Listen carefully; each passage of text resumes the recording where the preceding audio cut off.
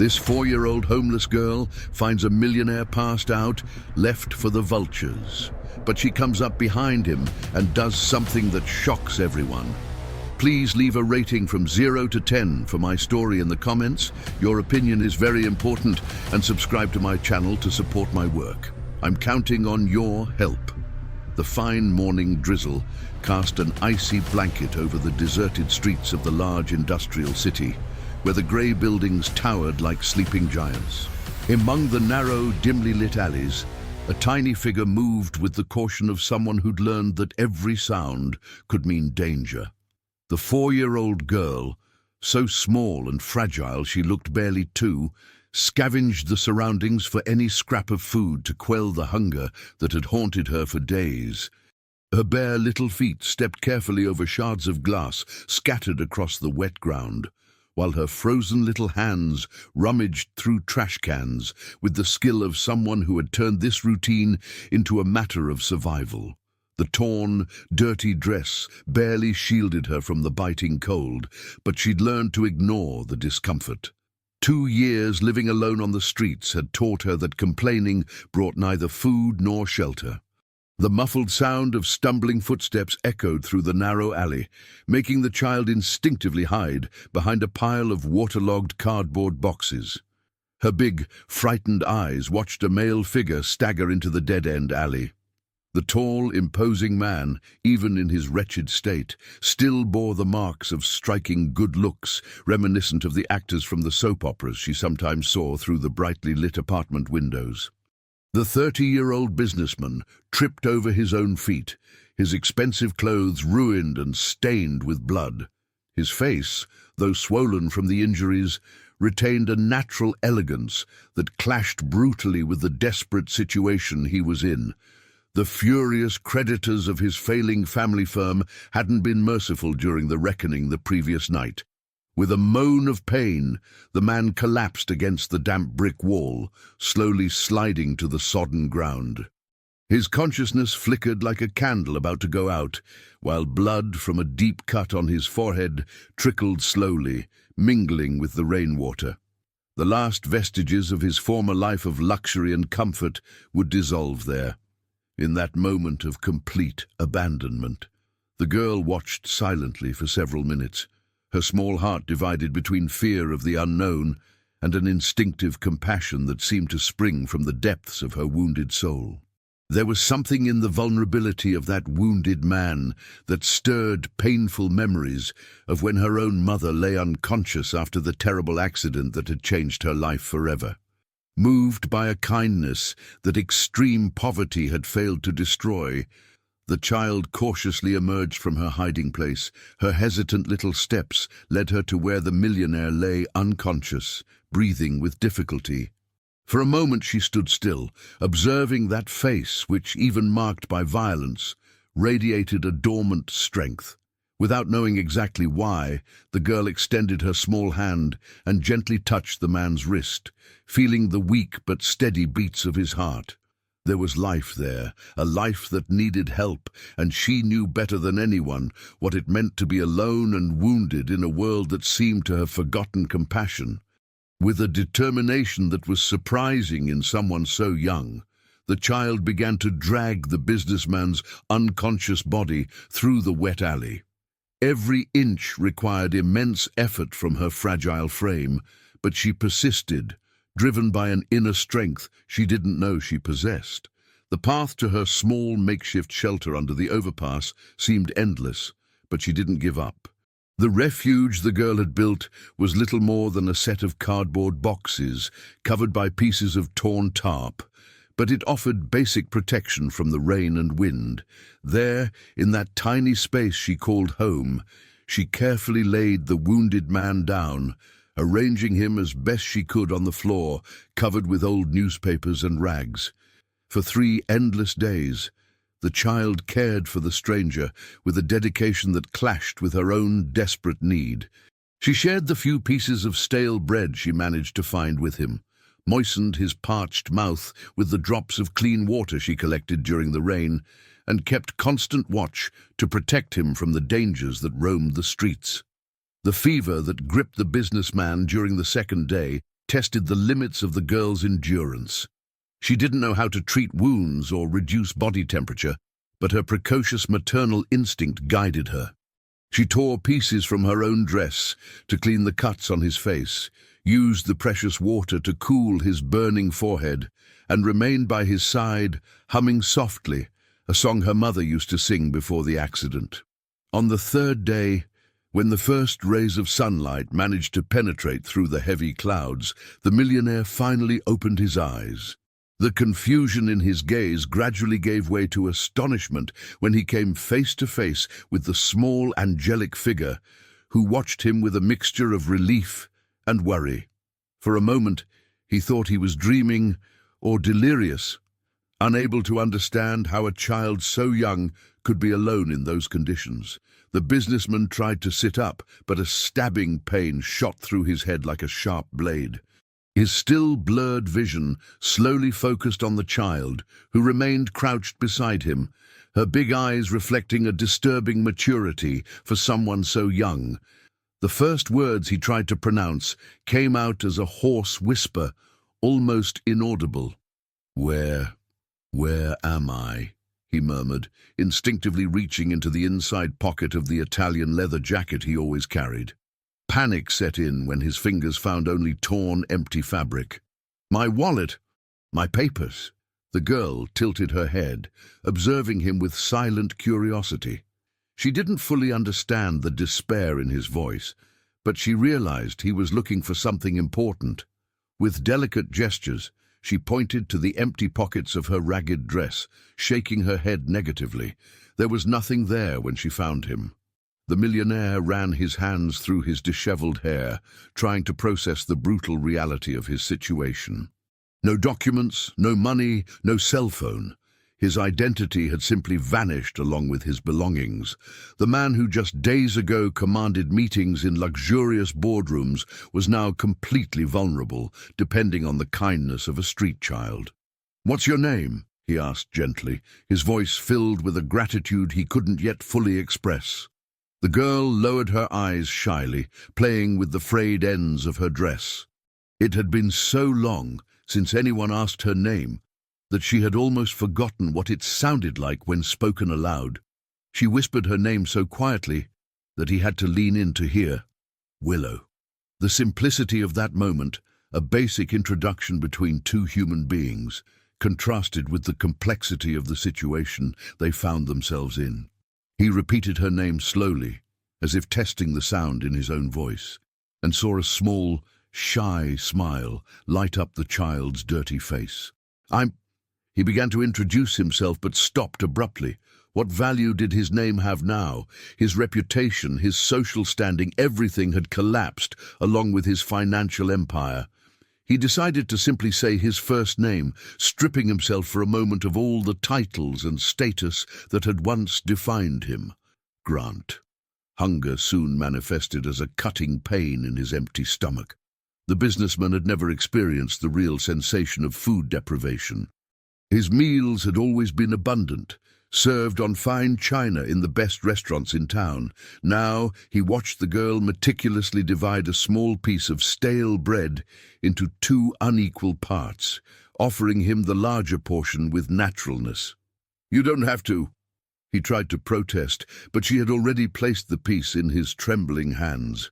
The generosity of that child, who clearly possessed much less than him, left him speechless. The bread was dry and tasted like cardboard, but it represented a gesture of pure love that he had never experienced in his elitist social circles. During the days that followed, the millionaire discovered a reality he had never imagined possible. The nighttime cold penetrated to the bones, turning every hour of sleep into a battle against freezing. The constant rain created icy puddles that seeped through any improvised protection. The incessant noise of traffic mixed with distant screams and sirens created a terrifying urban symphony. The girl became his silent teacher in the art of surviving on the streets. She showed him where to find drinking water in the public drinking fountains of the parks, which restaurant trash cans were rummaged through first by the cleaning staff, and how to hide from the night watchman who expelled homeless people from makeshift shelters. His hands once soft and cared for with imported creams, quickly developed calluses and scratches. His designer clothes, already ruined by the violence of the creditors, deteriorated even further with constant use and the impossibility of proper cleaning. The still water of a public fountain revealed an unrecognizable reflection, his face still handsome, but marked by fatigue and stubble. The first week was a brutal shock to his system. The businessman vomited several times, initially from the concussion, then from anxiety, and finally from the questionable quality of the food they managed to find. His child companion cared for him with infinite patience, cleaning him when necessary, and offering words of comfort in her simple language. It was during a particularly cold night that he truly understood the extent of the child's kindness. She had managed to find an old torn blanket in a donation bin, but instead of using it alone, she insisted on sharing it with him. Lying side by side on the hard floor, sharing mutual body heat, the millionaire felt a deeper human connection than any relationship he had cultivated in his previous life. "Why did you help me?" he asked on one of those nights, his voice echoing softly in the confined space of their shelter. The girl was silent for a long moment, as if searching for words to express feelings that transcended her ability to communicate verbally. "When Mommy got hurt, nobody helped," she finally whispered, her voice laden with an ancient sadness. "I didn't want you to be alone like I was." Those simple words struck the businessman's heart more forcefully than any motivational speech he had heard at his corporate conferences. For the first time in his adult life, he cried, not out of self-pity, but from a pure and overwhelming emotion in the face of the selfless generosity of such a young and wounded soul. The weeks began to unfold in a strange but comforting routine. They became an unlikely urban survival team, with him using his analytical intelligence to plan more efficient resource-seeking routes, while she contributed practical knowledge of the streets and a keen intuition about potential dangers.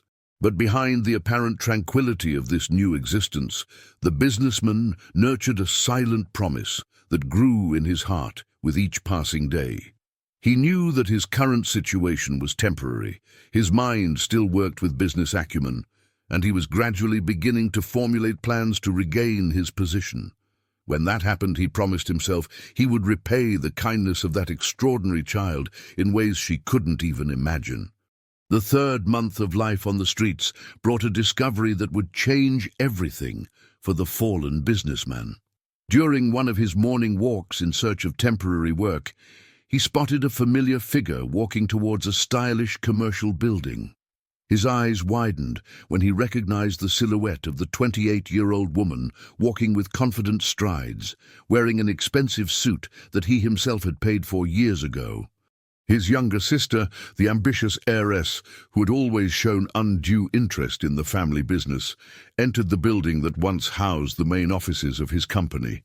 The initial shock gave way to a devastating understanding when he saw his own name being removed from the golden plaque at the entrance, replaced by hers in shimmering letters. Hiding behind a column, the millionaire watched his sister leave the building a few hours later, accompanied by men he recognized as family lawyers and accountants. The satisfied smile on her face told the whole story he needed to know. The fall of his empire had not been the result of chance or mismanagement. It had been carefully orchestrated by someone he trusted blindly. When he returned to the makeshift shelter, he found the girl playing with small colored stones she had collected, arranging them in complex patterns that demonstrated surprising intelligence. She looked up when she saw him approach, immediately noticing the troubled expression on his face. "Did something bad happen?" she asked in her childish voice, setting aside the pebbles to focus completely on him. Her ability to read his emotions always surprised him, as if she possessed a special sensitivity to the suffering of others. The businessman sat down heavily beside her, struggling to find adequate words to explain the family betrayal. How could he make a 4-year-old understand the complexity of human greed and the pain of being stabbed in the back by someone of one's own blood? "I found out who did me wrong," he finally said, his voice laden with a bitterness he was trying to control. "It was someone very close, someone I trusted completely." The girl tilted her head, processing his words seriously. Then, to his surprise, she took his big hand with her small hands and squeezed it gently. "Sometimes the people who are supposed to protect us are the ones who hurt us the most," she said, her words carrying an emotional weight that suggested painful experiences of her own. In the days that followed, anger and feelings of betrayal consumed the millionaire. He began to develop elaborate revenge plans, imagining ways to expose his sister and recover what was rightfully his. His obsession with injustice began to affect his mood, making him more irritable and less attentive to the needs of the child who depended on him. It was during a particularly cold morning that the second small plot twist hit them like lightning. The girl woke up with a high fever and difficult breathing, her small body trembling uncontrollably despite the blankets they had managed to gather. Panic seized the businessman when he realized she was seriously ill. Prolonged malnutrition had finally taken its toll on the child's fragile body. Her lips were pale, almost bluish, and she could barely keep her eyes open. The millionaire knew she needed urgent medical help, but he had no money or documents to take her to a hospital. In an act of desperation, he took the only valuable object he still possessed, a Swiss watch that had belonged to his father, a family heirloom that carried immeasurable sentimental value. With a broken heart, he took the piece to a pawn shop in the city centre, negotiating with a suspicious merchant who clearly suspected the origin of the object. The money obtained from the sale was entirely used to purchase basic medicines and nutritional supplements. The businessman spent 3 days and 3 nights without sleep, caring for the girl with a dedication that surprised even himself. He was not a father. He had never cared for a sick child, but something instinctive guided him in every decision. When the fever finally broke and she managed to keep some food down, the relief he felt was more intense than any commercial victory of his previous career. Watching her smile weakly and whisper an almost inaudible "thank you" was worth more than all the million-dollar contracts he had signed. During her recovery, a third small plot twist emerged unexpectedly. While searching for a more sheltered place for her to rest properly, the millionaire noticed a middle-aged woman watching them with peculiar interest. The stern social worker was always present in the areas where homeless people congregated, but there was something in her gaze that went beyond professional interest. The woman approached with an authority that immediately put both on alert. Her upright posture and severe expression contrasted with the seemingly gentle words she addressed to the girl. "What a beautiful child," she commented. But there was a coldness in her voice that made the little one instinctively hide behind the businessman. "Children shouldn't be living on the streets," continued the social worker, her eyes fixed on the girl with a disturbing intensity. "There are appropriate places for abandoned minors, places where they can receive proper care." The businessman felt a chill run down his spine when he perceived the genuine fear in the child's eyes. She was trembling, not from cold or illness, but from a pure terror that suggested recognition. The way she cowered and whispered "no, no" repeatedly indicated that the woman represented much more than a simple bureaucratic threat. "Do you know her?" he asked the girl softly when the social worker finally walked away, promising to return with the necessary resources to resolve the situation. The child nodded slowly, silent tears running down her dirty cheeks. "She took me away from Mommy," she murmured, her voice broken by emotion. "Said Mommy couldn't take care of me, but it was a lie. Mommy loved me very much." The revelation hit the businessman like a punch to the stomach. The social worker was not just an employee doing her job. She was the cruel stepmother who had abandoned the girl years ago, now returning in a position of authority to continue causing suffering. That night, while the child slept restlessly in his arms, the millionaire made a decision that would change his priorities completely. His obsession with his sister's betrayal and the recovery of his fortune became secondary to the urgent need to protect that innocent soul. He would need to find a way to fight the system, but he now had a purpose much more important than simple personal revenge. The bond between them had transformed into something deep and irrevocable. He was no longer just a fallen businessman trying to survive. He had become the protector of a child who depended completely on his courage and determination. The responsibility was terrifying and comforting at the same time, giving new meaning to every decision he made. As he planned his next moves to keep the girl safe, the businessman had no idea that other plot twists awaited on the horizon. Forces that would test not only his ability to survive, but also the depth of his commitment to the child, who had become the center of his world. The urgency of finding a safer haven led the businessman and the girl to venture into areas of the city he had never explored. Walking along the less busy streets of the medical district, where small private clinics mingled with modest consulting rooms, they sought a place where they could go unnoticed by the social worker who was now actively pursuing them. It was in front of a small, humble-looking clinic that fate prepared the first medium plot twist of their lives. A man with graying hair and simple glasses was leaving the establishment when his eyes met those of the millionaire. The kindly doctor stopped abruptly, as if he had seen a ghost, and for several seconds both stared at each other in complete silence. "It can't be," murmured the doctor, approaching slowly, his eyes shining with contained emotion. After all these years, the businessman felt a wave of recognition mixed with confusion. There was something familiar in that gentle face, but his mind, troubled by months of deprivation, struggled to make connections. The girl, sensing the tension in the air, squeezed his hand more tightly, cautiously watching the approaching stranger. "Do I know you?" asked the millionaire, his hoarse voice revealing both hope and distrust. The last few months had taught him to be wary of anyone who showed interest in them. The doctor smiled sadly, his hands trembling slightly as he extended one of them towards the businessman. "I'm the one who raised you for the first 15 years of your life," he said softly. "Before pride and ambition took you away from me." The revelation hit the millionaire like a lightning bolt. Memories buried for decades began to emerge in painful fragments. A gentle man who comforted him during childhood nightmares, warm hands healing his childhood injuries, raised voices in discussions about money and the future that he did not understand at the time. "Dad." The word came out as a broken whisper. The businessman had rejected his foster father years ago when he found out he could inherit a much larger fortune if he cut ties with that simple man who had chosen community medicine over private hospital profits. The doctor nodded, silent tears running down his wrinkled cheeks.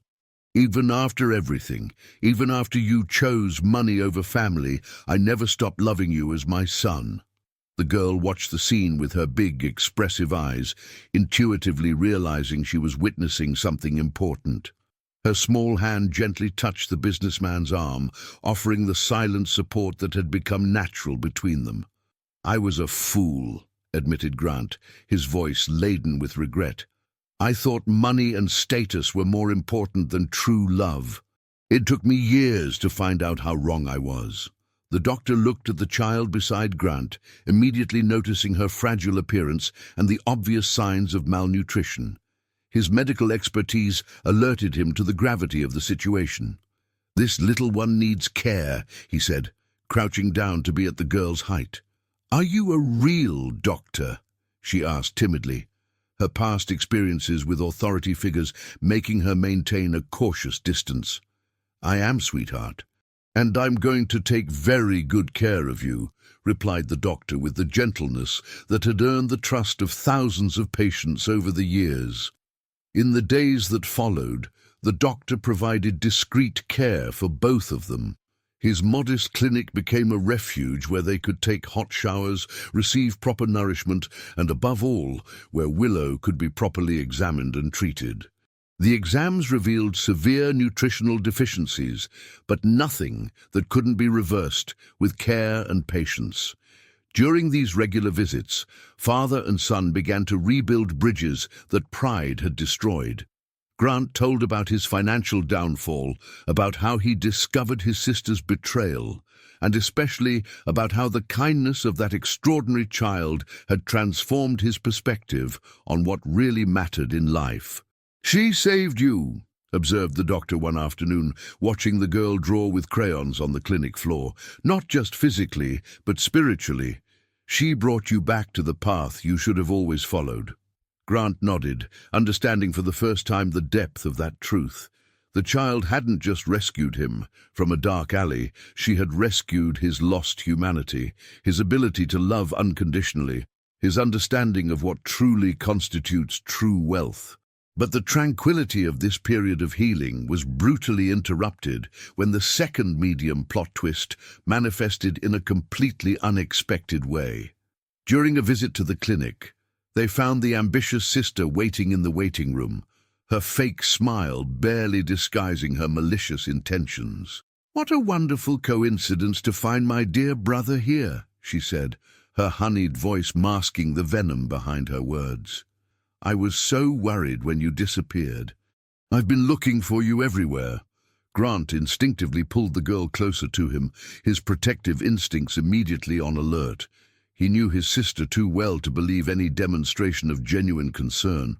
"What do you want?" he asked directly, dispensing with any pretense of familial courtesy. "I want to help," she replied, approaching with theatrical gestures of affection. "When I found out you were having difficulties, I was desperate. I've already arranged an apartment where you can stay, new clothes, everything you need to start over."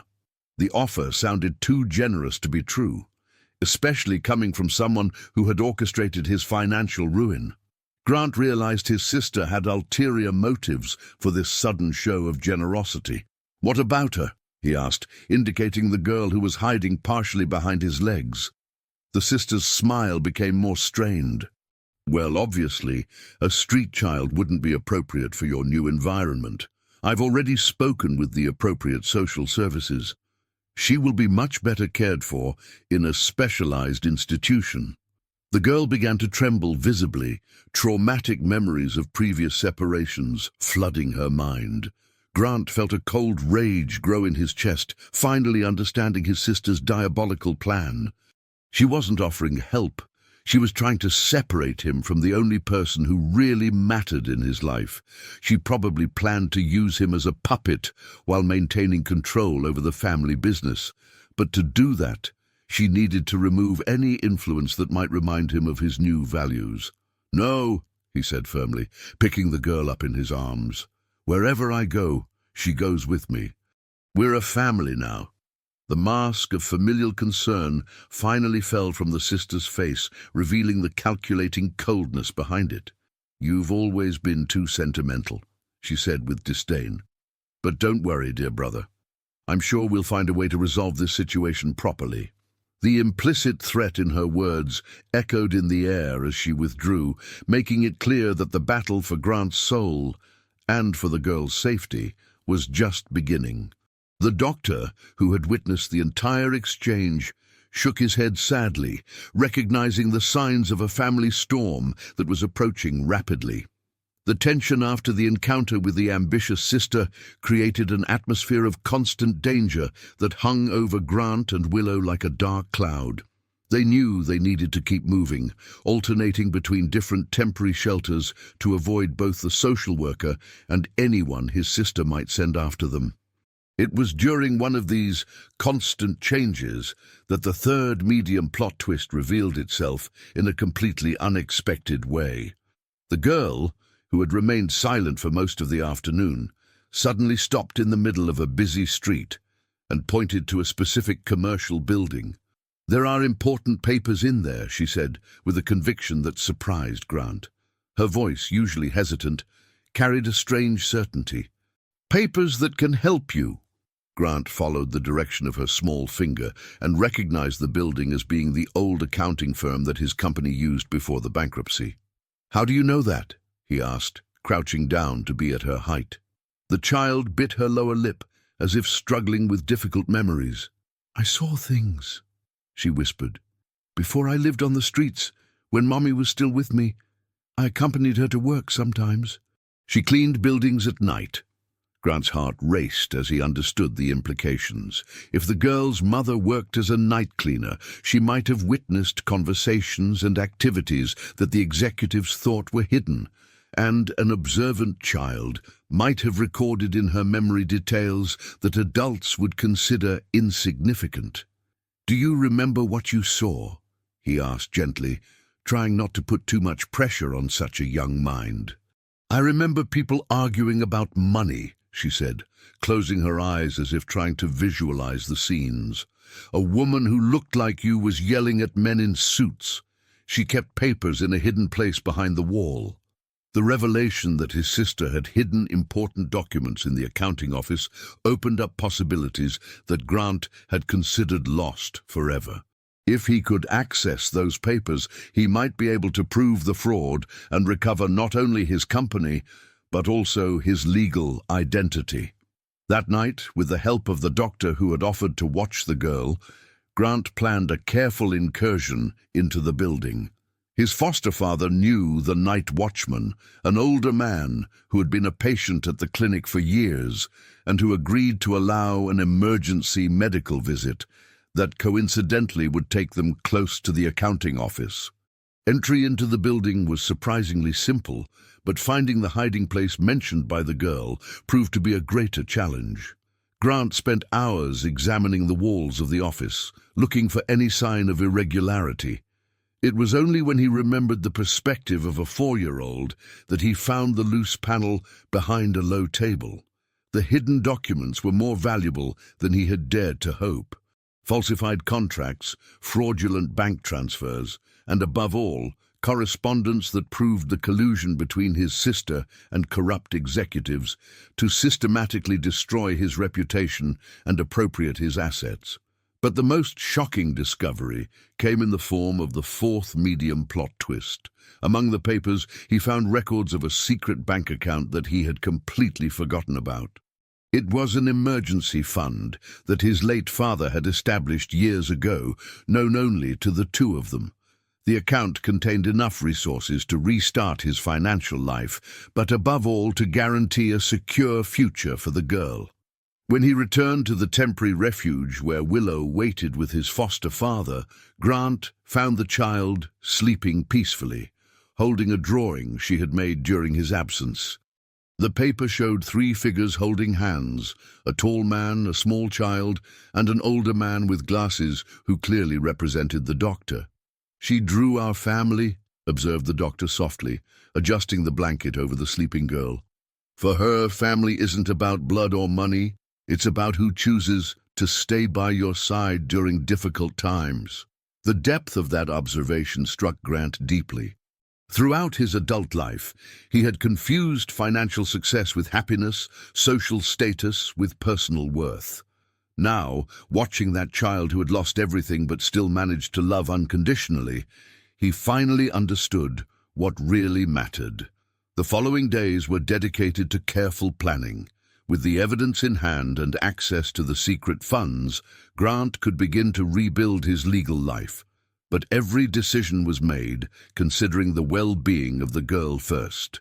He didn't just want to recover his fortune. He wanted to create an environment where she could grow up safe and loved. The first step was to establish a temporary legal identity using the old bank documents. With that, he managed to rent a small apartment in a quiet neighborhood, far from the curious eyes of the social circles where his sister operated. It wasn't luxurious, but it had separate rooms, hot water, and above all, it represented stability. When he showed the apartment to the girl, her reaction was of pure enchantment. She ran from room to room, touching the walls as if she couldn't believe they were real. "Is it really ours?" she asked repeatedly, her eyes shining with a joy he hadn't seen in months. "It's ours," he confirmed, feeling a satisfaction deeper than any millionaire deal had provided. "You have your own bed, your own space, and you'll never have to be afraid or cold again. But even with that significant victory, Grant knew that the biggest challenges were still to come. His sister wouldn't easily give up the control she had gained, and the social worker continued to represent a real threat to the child's safety. In addition, there were complex legal issues about guardianship and custody that would need to be resolved. During a conversation with his foster father about these challenges, the doctor made an observation that made him completely rethink his strategy. "Perhaps the most important thing isn't to defeat your enemies," suggested the doctor, "but to ensure that this child is never seen as vulnerable by them again." The idea of making the girl legally untouchable through formal adoption had never occurred to Grant. He had been so focused on recovering his previous position that he hadn't considered the possibility of formalizing the family they had naturally become.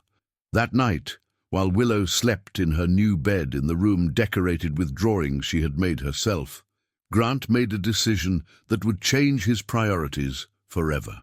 He would not only fight to recover his fortune, he would fight to create a real family, protected by law and strengthened by the genuine love they had built together during the most difficult months of their lives. The stability of the apartment brought a sense of normalcy that both Grant and Willow had forgotten was possible. Mornings now began with breakfast at a real table, quiet conversations, while sunlight streamed through the clean windows, and above all, the absence of the constant fear that had defined their lives in recent months. It was during one of those peaceful mornings that Grant decided to take the next crucial step in his rebuilding plan. Wearing one of the few decent clothes he had managed to buy with the recovered funds, he went to the office of a lawyer specializing in family law, leaving the girl in the loving care of his foster father. The lawyer, an experienced man who had handled complex custody cases for decades, listened attentively to the whole story. His expression oscillated between shock, compassion, and professional admiration for the legal complexity of the situation unfolding before him. "The case is unusual," admitted the jurist, organizing the documents Grant had brought. "A man without a formal legal identity trying to adopt a child who is technically still under investigation by social services, but the evidence of fraud you possess can completely change the scenario." Grant felt a mixture of hope and anxiety. With each passing day, his connection with the girl deepened, making the idea of losing her absolutely unbearable. She had become not only his responsibility, but his reason for living, his motivation to become a better person. As the legal processes began to move slowly through the judicial system, domestic life established its own comforting routine. The child demonstrated an insatiable curiosity about everything: books, drawings, even educational programs on television. Her intelligence, finally nourished properly, blossomed in ways that constantly surprised Grant. "Why don't you have a wife?" she asked one afternoon, while drawing another of her imaginary families. The innocent question touched on wounds he thought he had overcome. "I thought money was more important than love," he responded honestly, sitting down beside her on the floor. "When I learned I was wrong, it was too late to change some things." The girl considered this answer with the seriousness that characterized her reflections. "But now you know what's really important," she said, adding more colors to her drawing, "and we have each other."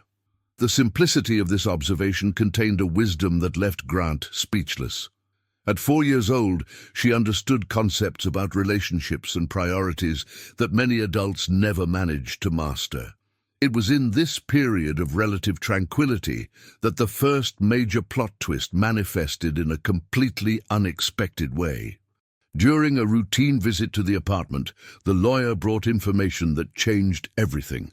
The accountant of the family firm had sought justice, offering to testify against the ambitious sister in exchange for immunity. "He has detailed records of all the fraudulent transactions," explained the lawyer, barely able to contain his professional excitement.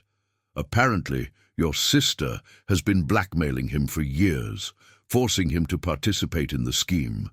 Now that she has expanded her criminal activities, he has decided that the risk has become too great. Grant felt a mixture of vindication and relief. Finally, he would have irrefutable evidence not only of his innocence, but of his sister's systematic guilt. More importantly, it meant that his legal identity would be restored, greatly facilitating the adoption process. "There's more," continued the lawyer. "The accountant revealed that your sister didn't act alone. She has accomplices in high positions in the municipal government, including—" He paused, checking his notes. "The head of the social services department." The connection formed instantly in Grant's mind. The social worker who pursued the girl was not just her cruel stepmother. She was part of the network of corruption that his sister had established. This explained why she had appeared so conveniently, why she seemed to have resources and authority beyond her official position. "They're working together," he murmured, finally understanding the extent of the conspiracy against them. "My sister is using the social worker to blackmail me emotionally." That night, while Willow slept, Grant shared these findings with his foster father. The doctor listened in silence, his expression becoming increasingly concerned. "This means you're in more danger than we imagined," observed the doctor. "If your sister has corrupt connections in social services, she can fabricate evidence, manipulate reports, do anything to separate you." The realization of the vulnerability of his position hit Grant like a cold wave. As much as he had evidence against his sister, she still maintained positions of power and influence that she could use to cause irreparable damage before justice ran its course. It was then that the second major plot twist revealed itself in a way that no one could have predicted. The girl, who everyone thought was sleeping, appeared in the doorway of the room, her big eyes shining with an unusual determination. "I can help," she said, her voice small but firm. "I know things that can stop the bad woman." Grant and the doctor exchanged glances, surprised by the interruption and intrigued by the confidence in her voice. "What kind of things?" he asked gently. The child approached, her upright posture demonstrating a maturity that contrasted with her fragile appearance. "I know how to read," she said simply, as if it were the most natural thing in the world. The shock was immediate and profound. During all these months, they had assumed she was a common street child without formal education. They never questioned her intellectual ability beyond her occasional observations. "How did you learn to read?" asked the doctor, his voice full of astonishment. "Mommy taught me before the accident," she replied, "and afterwards, on the streets, I practiced reading posters, newspapers, anything I found. Nobody ever asked if I knew." The revelation that she possessed reading skills completely changed the dynamic of the situation. Suddenly, all her innocent observations about documents and conversations gained much greater weight. She hadn't just witnessed suspicious activities. She had understood and memorized specific details. "I read papers on the bad woman's desk," she continued, clearly referring to the social worker. "Papers about other children, about money, about plans to hurt you. I can draw the words I remember." During the next hour, the girl produced a series of drawings that combined images with partial words she had memorized. Although her handwriting was childish, the information she managed to reproduce was devastating. Names, dates, amounts of money, evidence of a corruption scheme much larger than anyone had imagined. Grant watched, fascinated and proud, as that extraordinary child demonstrated an intelligence and courage that surpassed many adults. She was not just a victim to be protected. She was a powerful ally with information that could destroy the network of corruption that threatened them. "We need to take this to the federal authorities immediately," said the lawyer, studying the drawings with growing excitement. "With this information, combined with the accountant's testimony, we have enough evidence to take down the entire operation." For the first time in months, Grant felt that victory was within reach. But as they planned their next moves, none of them imagined that the greatest plot twist of all was yet to come, a discovery that would change not only their lives, but their understanding of the entire story they had lived together. The following morning brought a different energy to the apartment. Grant woke up with a sense of purpose he hadn't experienced in months, knowing that they finally possessed the tools necessary to defeat the network of corruption that was persecuting them. Willow, in turn, seemed lighter, as if sharing her secrets had relieved a weight she had carried alone for so long. During breakfast, while she drew more details that she could remember from the documents she had read, Grant received an urgent call from the lawyer. The man's voice was laden with barely contained excitement and also deep concern. "I need you to come to my office immediately," he said, "and bring the girl. There are developments you need to know personally." The urgent tone of the call made Grant feel a chill in his stomach. After so many plot twists, he had learned that news delivered with such gravity was rarely completely good. He prepared the child carefully, explaining that they were going to meet important people who could help them definitively. The lawyer's office was busier than usual. Besides the lawyer, there were two men in dark suits who identified themselves as federal investigators, and a middle-aged woman who watched everything with attentive eyes and a serious expression.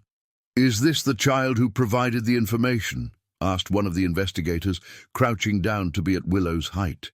His voice was gentle, but there was a professional intensity in his eyes that indicated the importance of the moment. The girl nodded shyly, instinctively moving closer to Grant. Months of living on the streets had taught her to be cautious with strangers, especially those in positions of authority. "You're very brave," said the investigator.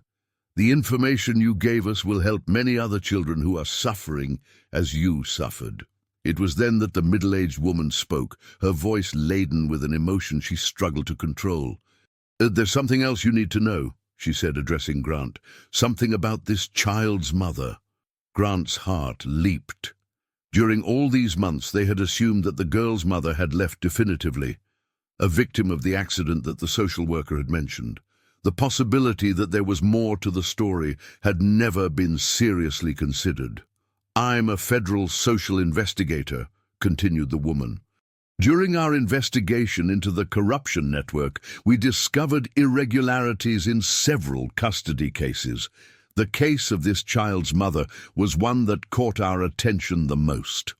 The girl, realizing that the conversation was turning to her mother, squeezed Grant's hand more tightly, her big eyes filled with unshed tears, a mixture of hope and fear taking over her small face.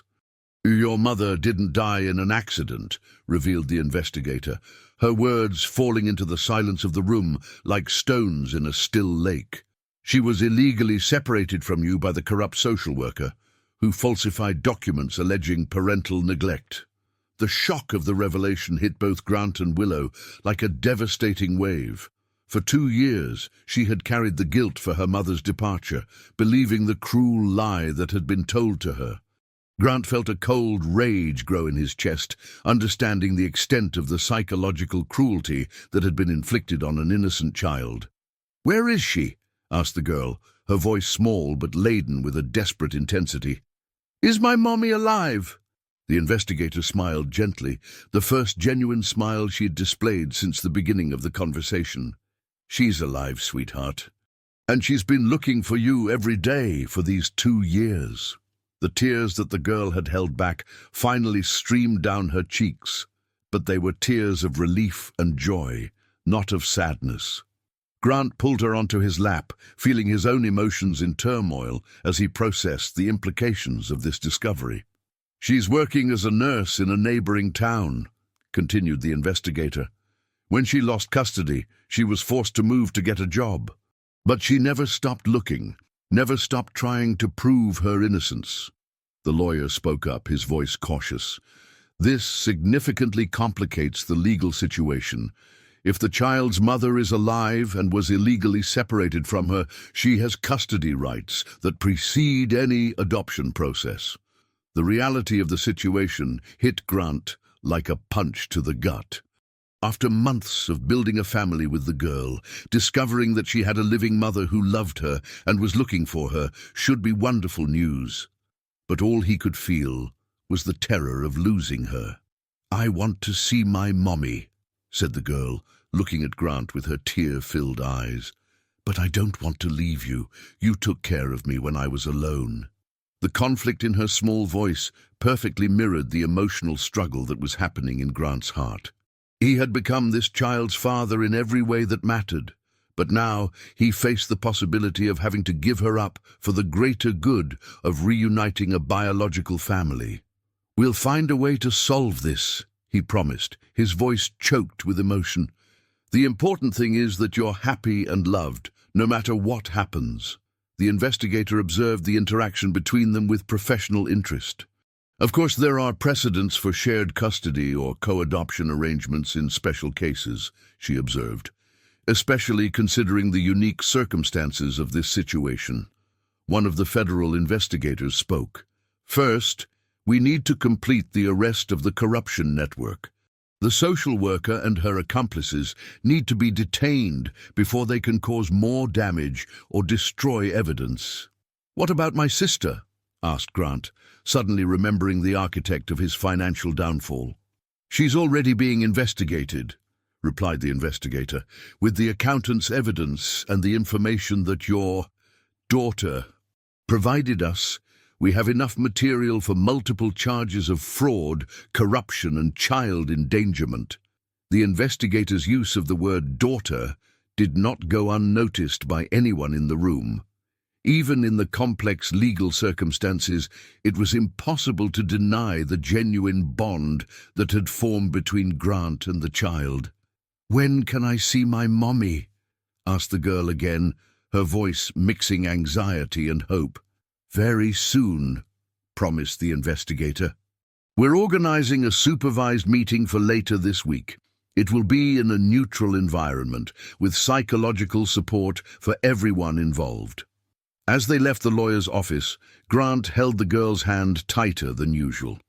Both were lost in thoughts about the uncertain future that lay before them. Justice would finally prevail, the guilty would be punished, but the emotional price of that victory was still being calculated.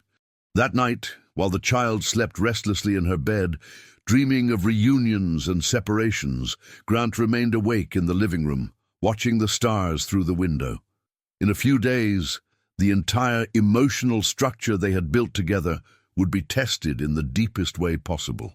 He knew that doing the right thing didn't always mean doing the easiest thing. And for the first time since he found her in that dark alley, he faced the real possibility that true love sometimes means letting go, even when every fiber of your being screams to hold on tight. The days leading up to the meeting with the girl's biological mother passed in an atmosphere of increasing tension. The apartment, which had become a haven of peace and stability, now seemed permeated by a palpable anxiety that affected both Grant and Willow in different but equally profound ways. The girl oscillated between moments of pure excitement, where she talked incessantly about her mother and the fragmented memories she had stored, and periods of worried silence, where she clung to Grant, as if she feared he might disappear at any moment. Her drawings during this period reflected this emotional turmoil. Some pages showed happy reunions, others portrayed figures separated by great distances. "What if she doesn't recognize me?" she asked one morning, while playing distractedly with the cereal in her bowl. "I've changed a lot. I'm bigger now." Grant sat down beside her, choosing his words carefully. "Mothers never forget their children," he said gently. "No matter how much time passes or how you've grown. She'll recognize you in an instant. And will you still be my daddy?" The question came laden with a vulnerability that broke Grant's heart. During all these months, she had begun to call him that naturally, and he had grown accustomed to the title in a way he hadn't imagined was possible. "I'll always be your daddy," he promised, picking her up in his arms. "No matter what happens, no matter where you live or who else is in your life. That bond between us will never break." Meanwhile, the legal developments unfolded with a speed that surprised even the experienced investigators. The corruption network began to crumble like a house of cards when confronted with the irrefutable evidence that had been collected. The social worker was arrested at her own home, taken away in handcuffs while screaming hysterical accusations against everyone involved in the investigation. Grant's ambitious sister, upon realizing that her schemes had been exposed, tried to flee the country, but was intercepted at the airport with a suitcase full of incriminating documents and a substantial amount of money she had stolen from various corporate accounts. Her arrest was broadcast on the local news, finally publicly exposing the extent of her criminal activities. "Justice is being done," commented the doctor during one of his regular visits to the apartment.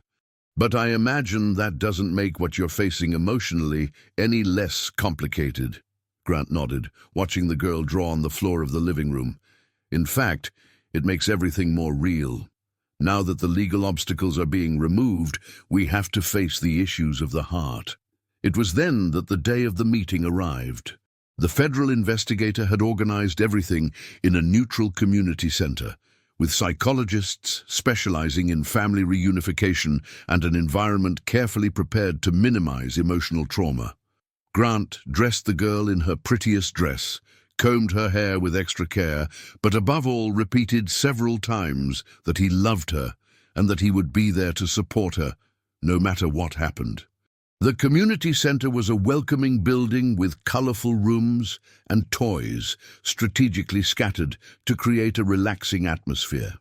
When they arrived, they were greeted by the investigator and a child psychologist who gently explained to the girl how the meeting would take place. "Your mommy is very anxious to see you," said the psychologist with a warm smile. "She's been talking about you every day for these 2 years. The girl held Grant's hand tightly as they walked down the hallway towards the meeting room. Her little steps were hesitant, but determined. When they reached the door, she stopped and looked up. "Are you going to come in with me?" she asked. "If you want me to come in, I'll come in," he replied. "If you want to be alone with her first, I'll wait out here. You decide." After a moment of reflection, she nodded. "I want you to come with me." The door opened, revealing a woman of approximately 30 years sitting nervously in a chair near the window. When she saw the girl, her face lit up with a joy so pure and intense that it filled the entire room. Tears streamed down her cheeks as she stood up slowly, as if she were afraid that the child was a mirage that would disappear if she moved too quickly. "My little one," whispered the woman, her voice broken with emotion. "My dear little daughter." The girl stood still for a moment, studying the woman's face. Then, gradually, the buried memories began to resurface. "Mommy," she said tentatively, her own voice full of astonishment and recognition. "Yes, my love, it's Mommy." What happened next was one of the most emotionally intense moments that Grant had ever witnessed. The girl ran into her mother's arms, and both embraced with an intensity that spoke of 2 years of longing, fear, and separated love. Tears of joy were abundant on both sides, and even the experienced professionals in the room had difficulty maintaining their composure. During the next hour, mother and daughter talked, laughed, cried, and gradually rebuilt the connection that had been brutally severed by corruption and lies. The mother told about how she had fought legally during all those years, how she had worked tirelessly to prove her ability to care for her daughter, and above all, how she had never stopped loving her for even a moment. Grant observed everything from a discreet chair in the corner of the room, his heart divided between genuine joy for the reunion and a deep pain for the inevitable change that this would represent in his own life. Seeing the radiant happiness on the girl's face was all he wanted, but he couldn't deny that he felt as if he were losing a part of himself. It was when the mother addressed him that the situation took an unexpected turn.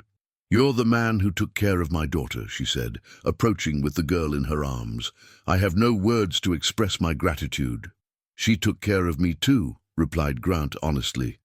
"She saved me in ways I couldn't even imagine." The woman studied his face carefully, and he could see that she was assessing not only his words, but the obvious bond that existed between him and the child. "She talks about you as her daddy," she observed gently. "And he is my daddy," said the girl with conviction, looking between the two adults. "He took care of me when I was alone and scared. But you're my mommy, and I've missed you every day." The simple wisdom in the child's voice created a moment of clarity for everyone in the room. She didn't see the situation as a choice between two mutually exclusive options. In her mind, it was possible to love and be loved by multiple people simultaneously. "Maybe," said the mother carefully, "we can find a way to be a real family, all of us together." The suggestion hung in the air as a possibility that no one had dared to articulate until that moment.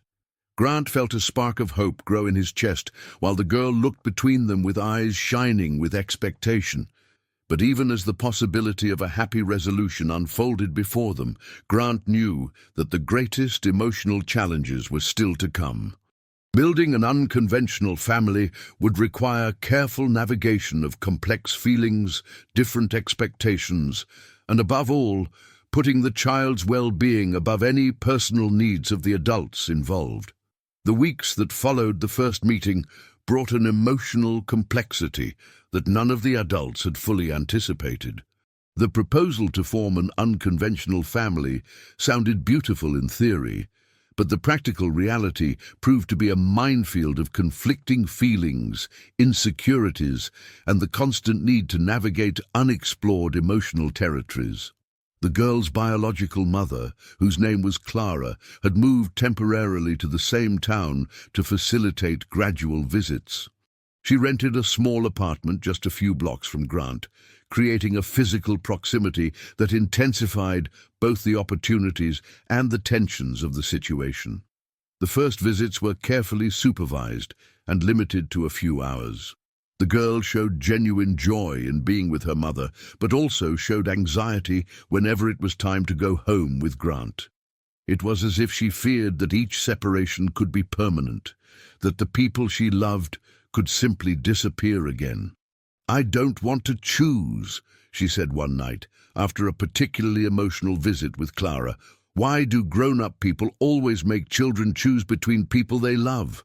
The question struck Grant deeply. At 4 years old, she had identified a fundamental flaw in the way society traditionally structures families and relationships. Her innocent perspective revealed the artificiality of the limitations that adults often impose on love. During this period of transition, Grant also faced practical challenges related to rebuilding his professional life.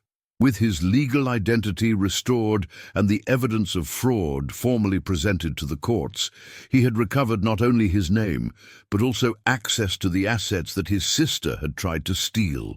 His family firm was in ruins, but the recovered funds and his gradually cleared reputation created opportunities to start over. Investors who had shied away during the scandal began to demonstrate renewed interest. Business proposals arrived daily, offering the chance to rebuild a financial empire even greater than the previous one.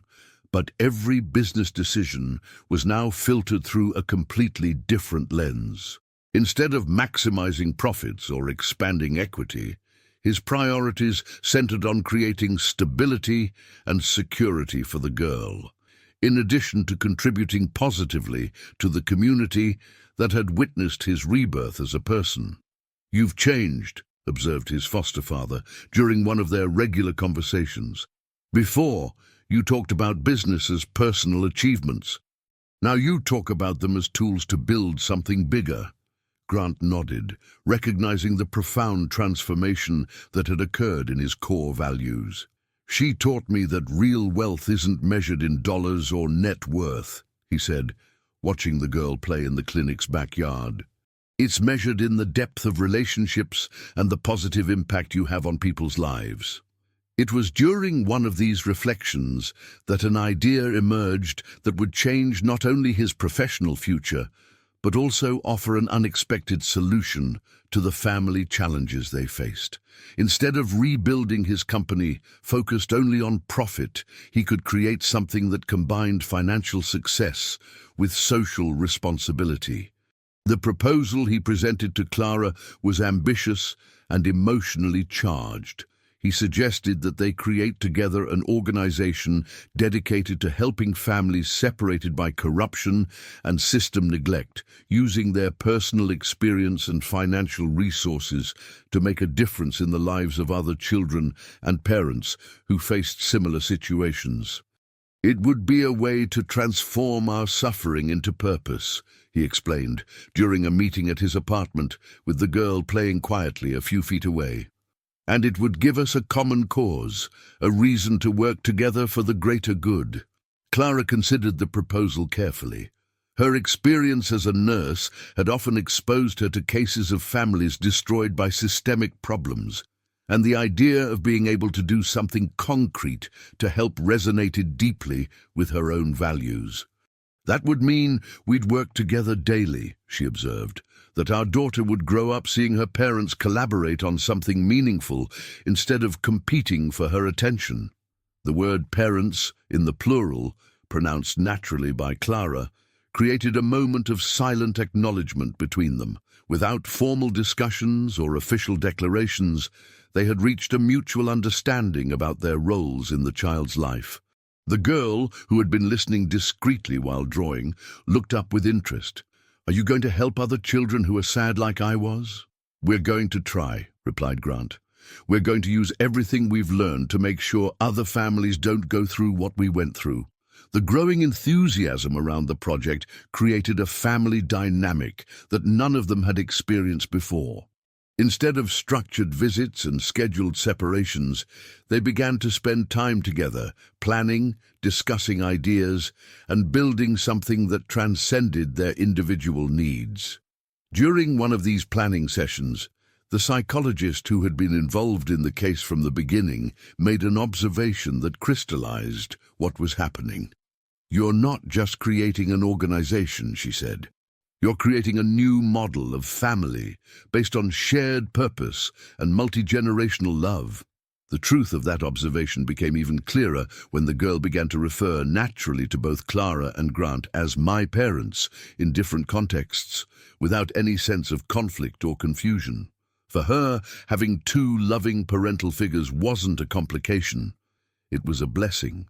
But even as things seemed to be moving towards a positive resolution, new challenges arose from unexpected directions. The success of the Family Aid project began to attract media attention, and with that exposure came public scrutiny of the unconventional family arrangement they had created. Conservative critics questioned the suitability of a child being raised by two unmarried adults without clear marital or biological ties. Bureaucrats remaining from the old corrupt system tried to find legal loopholes to question the stability of the arrangement. Even some well-intentioned supporters suggested that the situation was too confusing for the child's emotional well-being. "They don't understand," said the girl one night, after hearing a discussion on television about non-traditional families. "They think love has to come in separate boxes. But love doesn't work like that." Her childlike wisdom again surprised the adults. At such a young age, she possessed an intuitive understanding about human relationships that many adults take decades to develop, if they ever do. It was in this context of growing external pressure that Grant and Clara made a decision that surprised even themselves. They would not marry for romantic love. That kind of connection had never developed between them. But they would marry for love of the child and for commitment to the unconventional family they had built. "It will be a partnership marriage," explained Clara when they shared the decision with the girl. "Like two best friends who decide to formalize their family, to protect her from people who don't understand our kind of love." The child's reaction was one of pure joy. Does that mean we all get to live together forever?"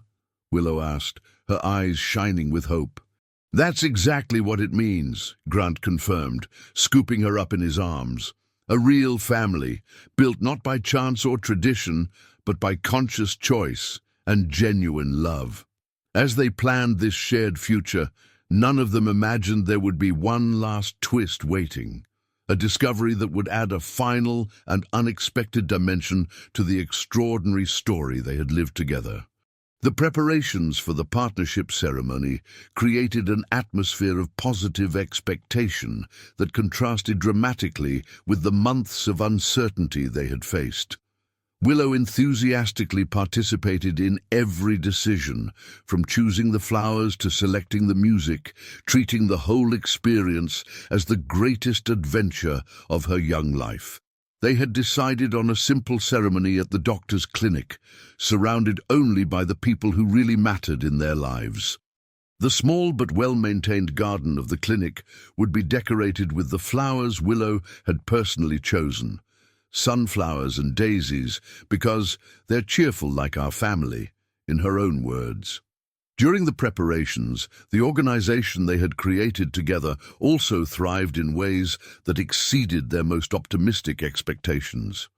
Cases of families unjustly separated arrived daily, and they had managed to reunite dozens of parents and children who had been victims of corrupt systems similar to what they faced. "We're making a difference," Clara observed one afternoon while reviewing progress reports. "Each reunited family is a victory against the cruelty we experienced." Grant nodded, but his attention was divided between work and a growing concern he had been observing in Willow. Although she demonstrated genuine joy with the partnership preparations and the success of the project, there were moments of melancholy that he had learned to recognize during their months of close living. "Is something bothering you?" he asked one night after she had been particularly quiet during dinner. Willow played with the food on her plate for a few moments before answering. "Sometimes I think about the other kids who are still alone on the streets," she finally said. "Kids like I was, before you found me." The depth of her empathy continued to surprise the adults around her. Even amidst her own growing happiness, she maintained an acute awareness of the suffering of others that motivated her to want to help actively. "Maybe we can do something specific for street kids," Clara suggested, recognizing the importance of channeling this compassion into constructive action. It was this conversation that led to the expansion of their original project. In addition to reuniting separated families, they began developing a temporary shelter program for abandoned children, offering not only basic necessities, but also education, medical care, and, most importantly, unconditional love. Willow became a natural ambassador for the program, her own story serving as inspiration for other little ones who had lost hope. Her ability to connect with traumatized children was extraordinary, as if her personal experience created a common emotional language. During a visit to the first shelter they established, Grant observed Willow talking to a boy of similar age who had been found living alone under a bridge. The patience and kindness she demonstrated, explaining how she had learned not to be afraid, revealed an emotional maturity that transcended her chronological age. "She was born for this," commented the doctor, who had become a volunteer medical director for the project. "It's as if all the pain she experienced had been transformed into a special ability to heal other wounded souls." The wisdom of this observation deepened when Willow began to demonstrate almost intuitive abilities to identify children in danger. During walks through the city, she often pointed out boys and girls that other adults didn't notice, children who were clearly in at-risk situations but who had become almost invisible to society. "How do you always know?" Clara asked after Willow had correctly identified 3 more children who needed help. "It's in the eyes," she replied simply. "Sad eyes are different from just tired eyes. When you've had sad eyes, you always recognize them." This special ability soon became a valuable tool for the organization's work. Willow regularly accompanied the rescue teams, her presence often being the deciding factor in convincing scared children to accept help. It was during one of these missions that the most surprising discovery of all occurred. They were investigating reports of children living in precarious conditions in an abandoned industrial area, when Willow suddenly stopped and pointed to a specific warehouse. "There's something important there," she said, her voice laden with the same certainty she had demonstrated when identifying the hiding place of documents months ago. The team carefully approached the warehouse, expecting to find more children in need. Instead, they discovered something that would completely change their understanding of the corruption network they had fought. The warehouse contained extensive files of an operation much larger than anyone had imagined. Documents dating back decades revealed that the scheme of forced family separation and asset appropriation was not a recent development, but a systematic operation that had destroyed hundreds of families over the years. "This is much bigger than we thought," murmured the federal investigator accompanying the operation, flipping through piles of evidence. "We're talking about a conspiracy that spans generations." But it was the discovery of a specific box of files that revealed the most shocking twist of all. Among the documents, they found detailed records about Grant's own family, including information about his adoption that even he didn't know. "You need to see this," Clara said, her voice trembling as she held out a folder of documents. "It's about your father, your biological father." Grant took the papers with trembling hands, his eyes quickly scanning the information that completely redesigned his understanding of his own history. According to the documents, his biological father had been one of the first victims of the corruption network, killed in suspicious circumstances when he tried to expose the illegal activities. The revelation that he was not just an accidental victim of corruption, but the son of someone who had died fighting against the same system, added a dimension of poetic justice to his entire journey. His financial downfall, his encounter with Willow, his subsequent struggle, everything had been part of a much larger circle of causes and consequences. "Your biological father was a courageous man," the investigator said, studying the records. "He uncovered the operation and tried to stop it. His death was no accident." Willow, who had been listening silently, approached and took Grant's hand. "That means you were always a hero," she said with simplicity. "Even before you met me. It was in your blood to fight for the right people." The depth of her perception once again surprised everyone present. At 4 years old, she had instinctively understood that the discovery was not just about the past, but about validating the character and purpose of the man she had chosen as her father. As they processed these revelations, Grant felt a sense of completeness that had been absent throughout his adult life. He finally understood not only who he was, but why he had been placed on the path that led him to that moment. The organization they had created was not just about helping other families. It was about completing the work his biological father had started decades ago. The Willow who had saved his life had not appeared by chance. She had been the necessary catalyst for him to discover his true purpose. "I think we're ready to get married," he said to Clara that night, watching Willow sleep peacefully between them in the large bed they had bought to accommodate their unconventional family. "Ready to formalize a family that already exists in our hearts," she agreed, understanding that marriage would only be the formal recognition of the bond that had developed naturally between all of them. The wedding day dawned with a crystal-clear blue sky that seemed to reflect the inner peace that had finally come to their lives. Willow woke up before everyone else, running to the parents' room with a contagious energy that filled the house with morning laughter. "It's today! It's today!" she exclaimed, jumping on the bed and waking Clara and Grant with enthusiastic hugs. "We're going to be an official family." Preparing for the ceremony was a process full of tender and meaningful moments.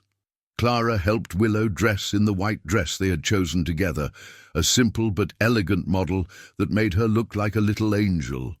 Grant, in turn, wore his best suit, no longer the expensive Italian suits of his previous life, but a modest and well-cut piece that represented his new perspective on what really mattered.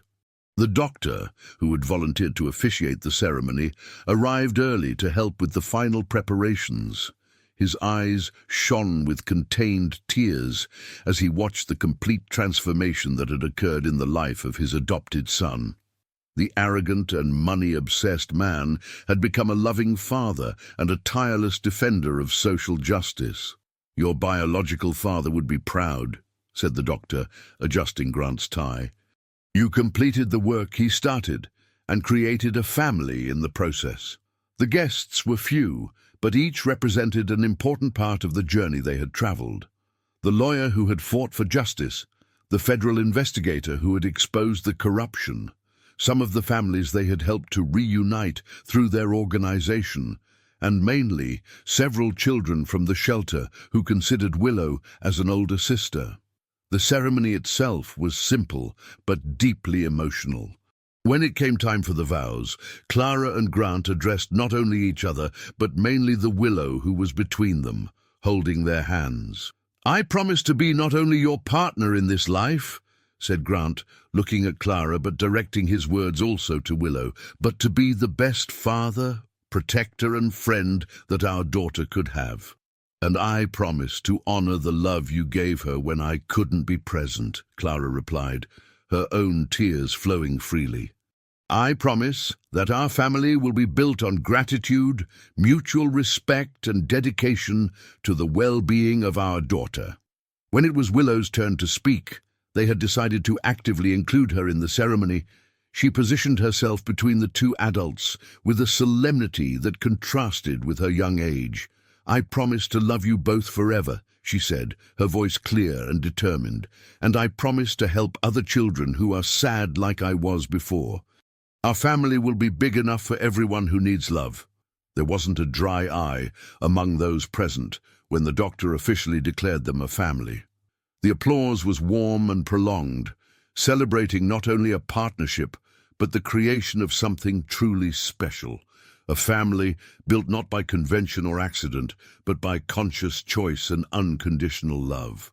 The party that followed was held in the clinic's garden, with simple music, homemade food prepared by friends, and mainly lots of laughter and joy. Willow was at the center of everything, dancing with her parents, playing with the other children, and radiating a happiness that infected everyone around her. During the party, Grant had a moment of reflection as he watched his new family. 6 months ago, he was a disillusioned man, broken financially and emotionally, with no purpose beyond basic survival.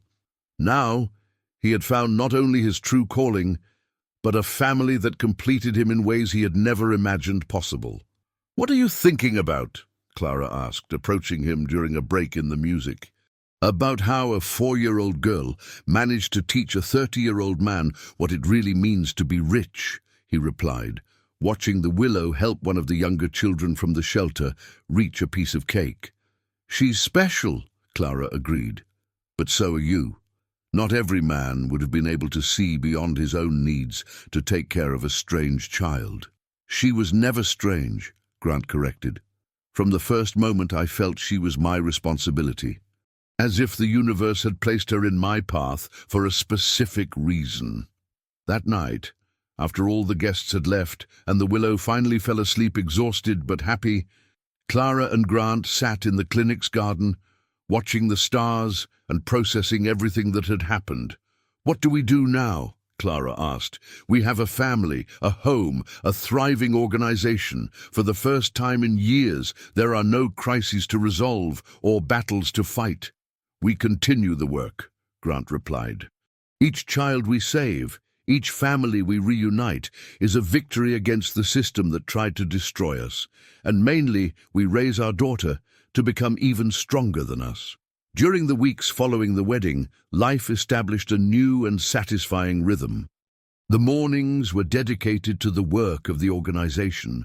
The afternoons often included visits to the children in the shelter, and the evenings were reserved for family time, quiet conversations, and the building of memories that would last forever. Willow thrived in this environment of stability and love. Her natural intelligence, finally properly nurtured, developed rapidly. She learned to read fluently, demonstrated remarkable artistic talent, and mainly maintained her extraordinary capacity for empathy and compassion. "She's going to change the world," observed the doctor during one of his regular visits. watching the child teach other children to draw. Not just because she is intelligent, but because she understands suffering and chooses to transform it into love. Grant nodded, recognizing the profound truth in that observation. His daughter had experienced the worst that humanity had to offer, but instead of becoming bitter or cynical, she had chosen to be a force of healing and unity. His own businesses also thrived, but now with a completely different purpose. Instead of maximizing personal profits, he reinvested most of his earnings in the organization, expanding its capacity to help families in crisis. His applications and investments were chosen not only for profitability, but for positive social impact. True wealth, he explained to a group of investors interested in supporting the work, is not measured only in net worth or accumulated dollars. It is measured in the number of lives you touch positively and in the legacy of love that you leave behind. This philosophy attracted supporters who shared similar values, creating a network of people committed to social justice and family protection. The organization grew from a local operation to a national movement, always maintaining its core values of compassion and integrity. But perhaps the greatest testimony to the success of their new life came from the small, daily victories. The Willow's spontaneous smile every morning, the way she snuggled between them during nightly movies, her curious questions about the world, and mainly her growing ability to spread joy wherever she went. "We're lucky," Clara said one night, watching the child sleep peacefully in her bed. "We have something that many people spend their whole lives looking for without finding." "It wasn't luck," Grant corrected. "It was choice. We chose to love. We chose to fight. We chose to become a family. Luck may have put us on the same path, but everything we built was a conscious decision." As they prepared to face the future together, none of them imagined that one last surprise still awaited them, a discovery that would add the final piece to the puzzle of their interconnected lives. 6 months after the wedding, the family's life had found a comforting rhythm that combined meaningful work with moments of pure domestic bliss. The organization continued to grow, now with branches in 3 neighboring cities, and Willow had become not only a natural ambassador for the project, but also an exceptional student at her new school. It was a Saturday morning when the phone rang with a call that would once again change the course of their lives. The federal investigator, who had become a close friend of the family, was on the other end of the line, her voice laden with barely contained excitement. "You need to come to the office immediately," she said. "We have news about the case that you'll want to hear in person. And bring Willow. She'll want to be there for this." The mysterious tone of the call aroused everyone's curiosity. During the drive to the federal office, Willow speculated animatedly about what it could be, her imagination creating increasingly elaborate scenarios that made Clara and Grant laugh despite the anxiety they felt. The office was bustling, with several investigators working on computers and organizing piles of documents. When they arrived, they were immediately led into a conference room, where a presentation was being prepared. "In recent weeks, we have completely traced the corruption network that you helped us expose," began the investigator, turning on a projector. "What we discovered goes beyond anything we imagined." The images that appeared on the screen showed a complex diagram of connections that spanned decades. Names, dates, financial transactions, and family relationships formed an intricate web that revealed the true extent of the criminal operation. "The network wasn't just about asset appropriation," continued the investigator.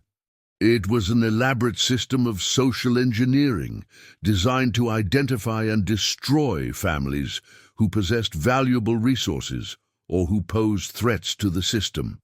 Grant studied the diagram with growing fascination and horror. His own family was represented there, but also dozens of others, all connected by similar patterns of forced separation and property appropriation. "But the most extraordinary discovery," said the investigator, addressing Willow specifically, "is about your family, honey. The child leaned forward in her chair, her big eyes fixed on the screen. Throughout these months, she had accepted that her family history was simple: a loving mother who had been unfairly separated from her by a corrupt social worker. "Your mother was not chosen randomly as a victim," revealed the investigator. "She was specifically targeted because your father, your biological father, was a very important person." Clara held Willow's hand, feeling the tension grow in the room. They had never discussed the child's father in detail, assuming that he had simply abandoned the family or disappeared from their lives. "Your biological father was an investigative journalist," continued the investigator, clicking to the next image. "He was investigating the same corruption network that destroyed his family," she pointed to Grant, "and had gotten dangerously close to the truth." The photograph that appeared on the screen showed a young and determined man holding a baby that was clearly the Willow. There was something familiar in his eyes, an intensity and compassion that echoed in the child herself. "He was murdered when you were only 6 months old," said the investigator gently. "Your mother was forced to flee and hide, but even so the network found her and separated you." The revelation that her father had been killed fighting against injustice added a new dimension to the Willow's extraordinary journey. She had inherited not only his intelligence and compassion, but also her natural courage to confront corrupt systems. "Does that mean," she said slowly, processing the information, "that my blood daddy and my heart daddy were fighting the same bad people?" "Exactly," confirmed the investigator. "And there's more. You two," she looked at Grant and then at Willow, "are the children of the 2 men who came closest to exposing the entire operation. Your fathers were killed for posing threats to the system." The depth of this connection struck everyone in the room like lightning. It had been no coincidence that Grant had found that specific child in that specific alley. They had been united by a destiny that transcended chance. They were the children of men who had died fighting for the same cause. "The universe has mysterious ways of correcting injustices," Clara observed, tears streaming down her face. "You two were placed in each other's path to complete the work your fathers started." Willow was silent for several minutes, absorbing these revelations that completely redefined her understanding of her own history. Then, with the wisdom that always surprised the adults, she made an observation that touched the hearts of everyone present. "So, our daddies aren't really dead," she said. "They live on through the work we're doing. Every child we help is like they're still fighting." The depth of her perception left everyone speechless. At such a young age, she had understood something about legacy and continuity that many adults struggle to grasp. "There's one last thing," the investigator said, her voice now full of emotion. "Among the documents we found, there were letters that your biological father had written to you to be delivered when you were older." She handed a sealed envelope to Willow, who held it with reverence. "Can I read them now?" she asked. "If you want to. But maybe it's best to read them at home, with your parents by your side."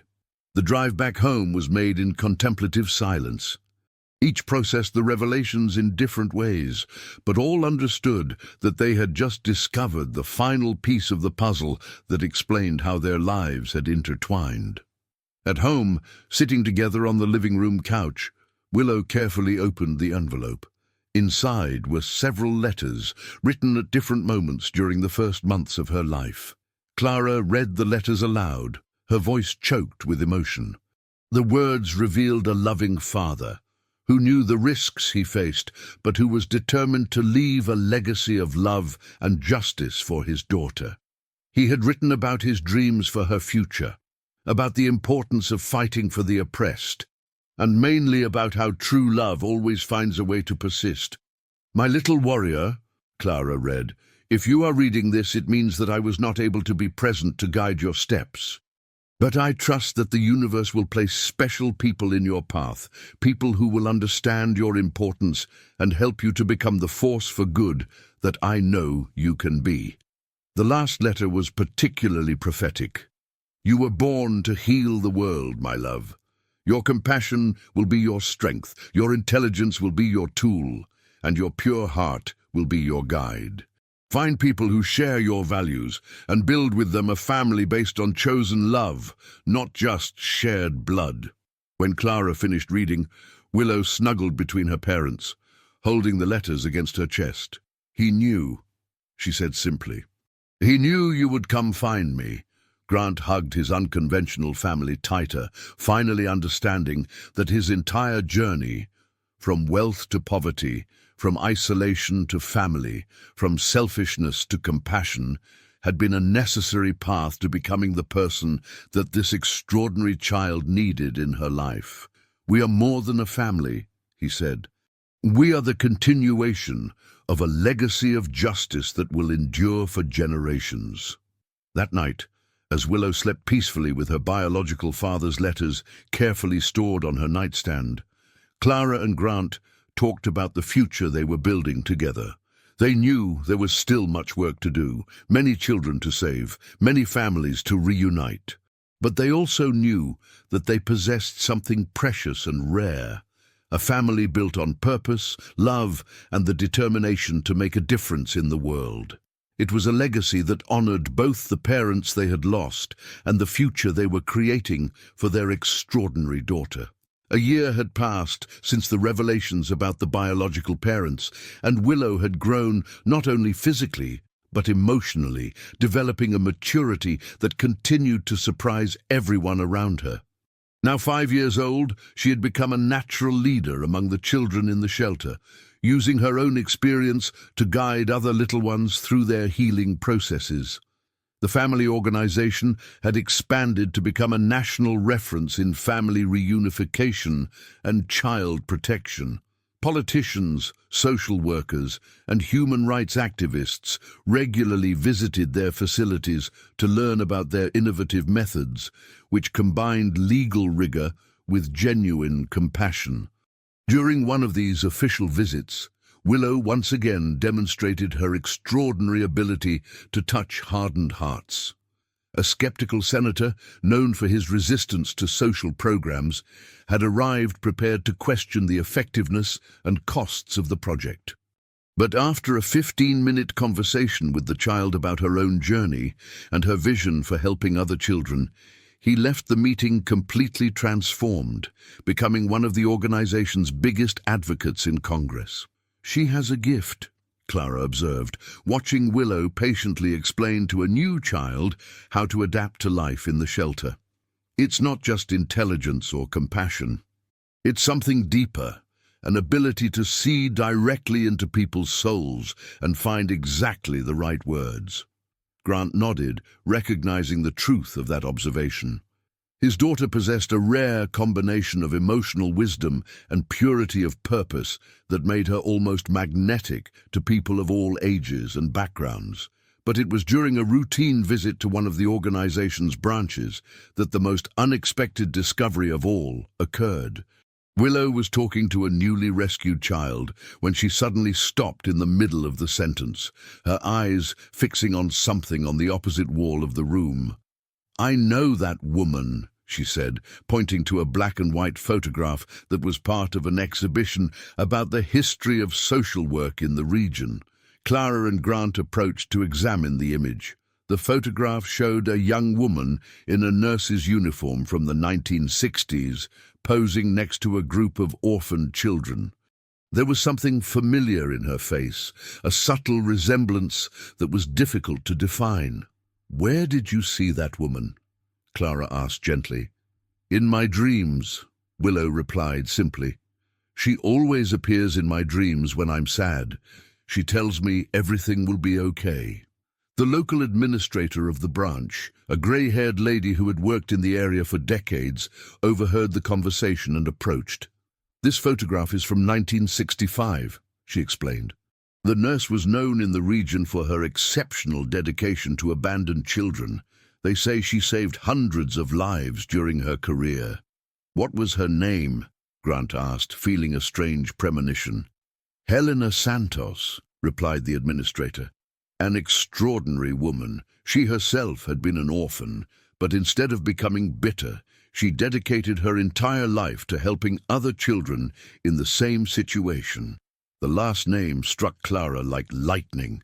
Santos. The same last name as Willow. "Do you have more information about this nurse?" she asked, trying to keep her voice calm. The administrator led them to a historical archive where they kept old records. After a few minutes of searching, she found a folder with documents about Helena Santos. The information they contained would completely redefine the family's understanding of their connections. Helena Santos had no biological children, read the administrator, but informally adopted dozens of children throughout her career. One of her last adoptions was a girl named Joaquina Santos, whom she found abandoned when she was only 3 years old. The silence that followed was deafening. Joaquina Santos, Willow's grandmother. Helena Santos was not just a random nurse in an old photograph. She was the child's great-grandmother, the matriarch of a lineage of women dedicated to saving children in danger. "Does that mean," Willow said slowly, processing the connections, "that helping children has been in my blood for a long time?" "That's exactly what it means," Clara confirmed, hugging her daughter tightly. "You are the 4th generation of women in the Santos family dedicated to protecting vulnerable children." The discovery that her vocation to help children was part of a family legacy that stretched for generations added a new dimension of purpose to Willow's life. She was not just following her compassionate instincts, she was continuing a family tradition of service that had begun with her great-grandmother decades ago. During the following weeks, they investigated Helena Santos's story more deeply.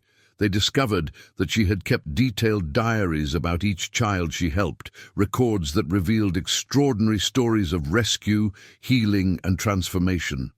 She wrote as if she knew that someone from the family would eventually continue her work, observed Grant, flipping through the old diaries. Some of the techniques she developed to deal with traumatized children are similar to the methods that our daughter uses instinctively. Willow was fascinated by the diaries, spending hours studying the stories and drawings that her great-grandmother had left. It was as if she were discovering an instruction manual for her own vocation, written by someone who had faced similar challenges decades before. "Can I visit where she's buried?" she asked one afternoon, after reading about Helena Santos's extraordinary life. The visit to the cemetery became a moment of deep spiritual connection for the whole family. Helena Santos's simple tomb was covered with flowers left by people who still remembered her kindness. A small plaque simply said, "Mother of all lost children."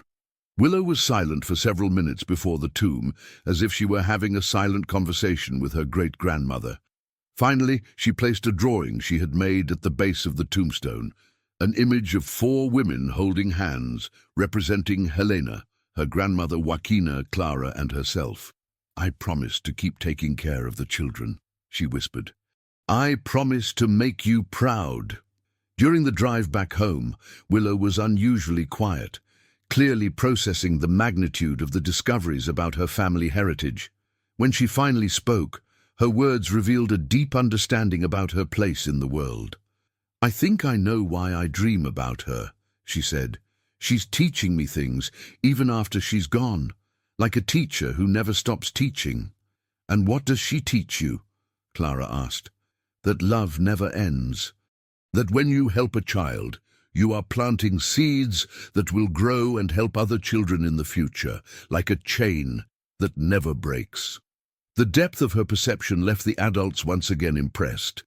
At 5 years old, she had understood concepts about legacy and generational impact that many adults struggled to grasp.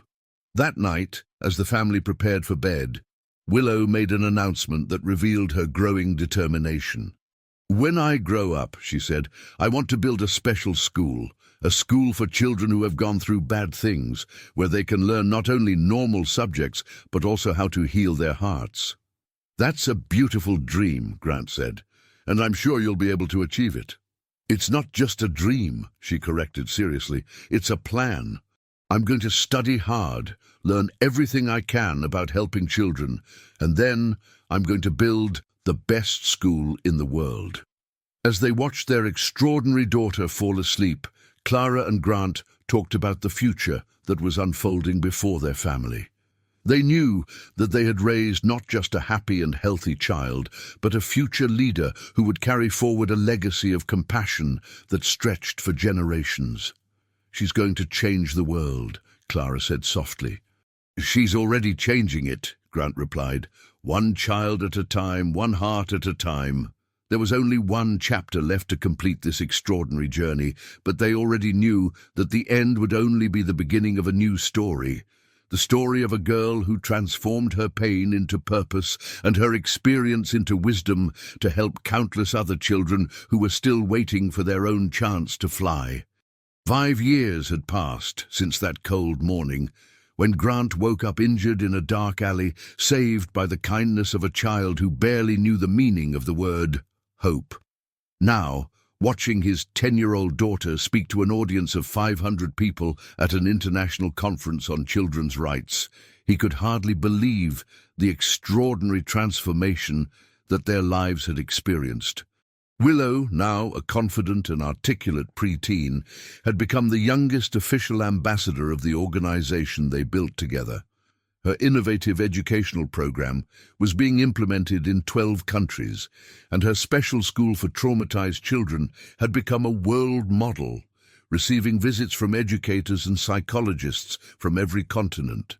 "When I was 4 years old," she told the international audience, her clear voice echoing through the packed auditorium, "I thought the world was a place where children like me had no value. Today, I know that every child carries within them the potential to transform pain into purpose, fear into courage, and loneliness into love." Clara, sitting in the front row next to Grant, firmly held her husband's hand as tears of pride flowed silently down her face. The fragile and scared child she had reunited with years ago had become a force of nature, capable of inspiring political changes and touching hearts around the world. "Our family organization," Willow continued, "has proven that family is not just about blood or legal documents. It's about choice, commitment, and unconditional love. My parents chose me, and I chose them back. Together, we chose to extend that family to include thousands of children who needed to know that they were valuable and loved." The audience was completely captivated. Ambassadors, ministers of education, directors of international organizations, all listened with respectful attention as a 10-year-old child articulated visions about child protection and family structures that challenged centuries-old conventions. During the conference break, the family gathered backstage. Willow, despite her public confidence, was still a child who sought the approval and affection of her parents after each important presentation. "Do you think great-grandmother Helena would be proud?" she asked, adjusting the formal dress she had insisted on wearing, not out of vanity, but because she wanted her appearance to respect the seriousness of the occasion. "I'm sure she's proud," Grant replied, hugging his daughter. "Just like your biological father and all who came before us, you have honored the legacy of them all." The afternoon brought the official awards ceremony, where their organization would receive international recognition for excellence in child protection and innovation in family structures. But for the family, the real prize was not in the certificates or public recognition. It was in the letter they had received that morning.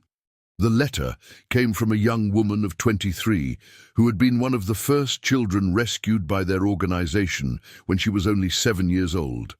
Now graduated in psychology, she had just opened her own clinic specializing in child trauma, inspired directly by the work they had developed. "You saved me," Clara read aloud, "but more importantly, you taught me that I had the power to save other people too. Today, I begin my own journey to multiply the love I received. The chain never breaks." It was one of the hundreds of similar letters they received regularly, ex-shelter children who became teachers, social workers, doctors, lawyers, all dedicating their careers to helping others who had gone through similar experiences. The impact of their organization multiplied exponentially through the lives they touched.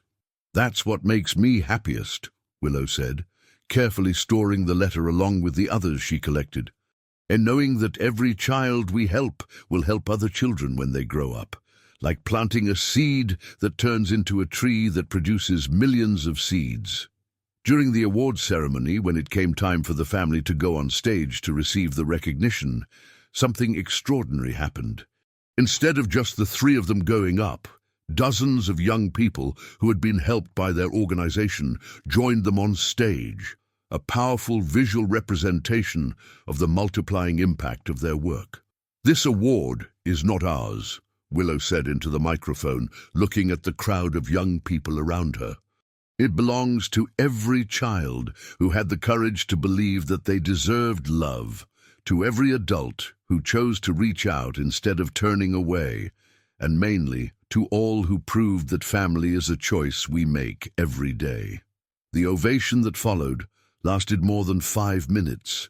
It was a recognition not only of their achievements, but of a new way of thinking about family, community, and social responsibility that was spreading around the world.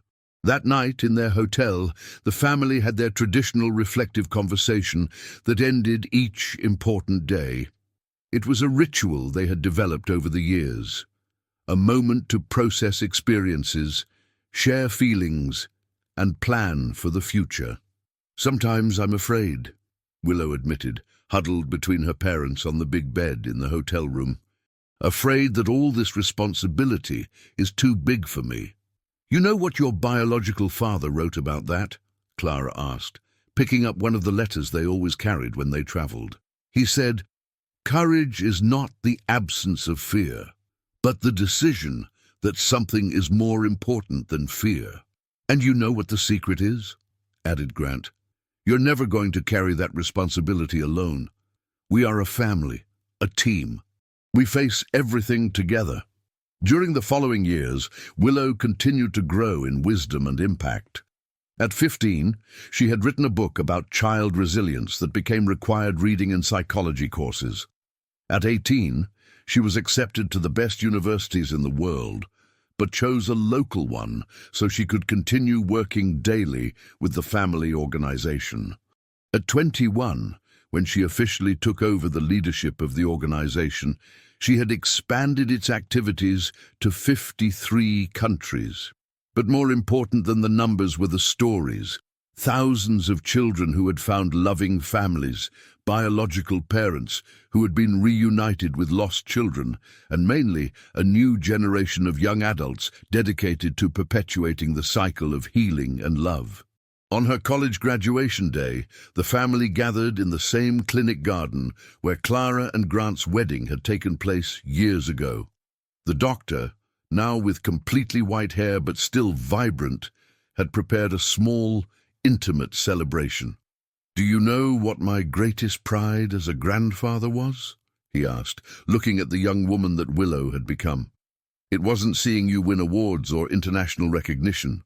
It was seeing you maintain, despite all the success, the same compassionate heart of the 4-year-old child who saved an injured man in a dark alley. And do you know what my greatest pride as a father is?" added Grant, his eyes shining with tears of happiness. "It is knowing that you transformed our story of suffering into a force that changed the world for the better." "Our work is just beginning," replied Willow, hugging her parents. "Every child we save is a victory, but there are still millions who need to know that they are loved and valued."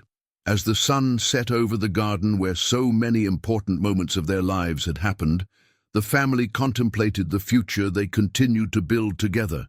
The organization they had created had become a global movement, but its heart remained the same. The simple belief that every child deserves love, safety, and the chance to transform their pain into purpose. "You know what I learned during all these years?" said Willow, watching the stars that began to appear in the sky. "That there is no coincidence. Every encounter, every pain, every moment of joy, everything is part of a larger plan to transform us into the people that the world needs us to be. At that moment, under the starry sky, the family knew that they had done more than simply survive adversity. They had transformed their most painful experiences into the fuel for a silent revolution of love and compassion that would continue to impact lives for generations. The willow, who once drew caged birds, had now taught thousands of other children that they too could fly. And as they continued their journey together, they knew that the best was yet to come, because true love, once planted, grows infinitely, touching lives that don't even imagine that they need to be touched. If you like this video, please subscribe to my channel. I promise to bring you videos that will make your life happier every day. Comment on what you thought of my story, giving it a rating from 0 to 10, and thank you very much.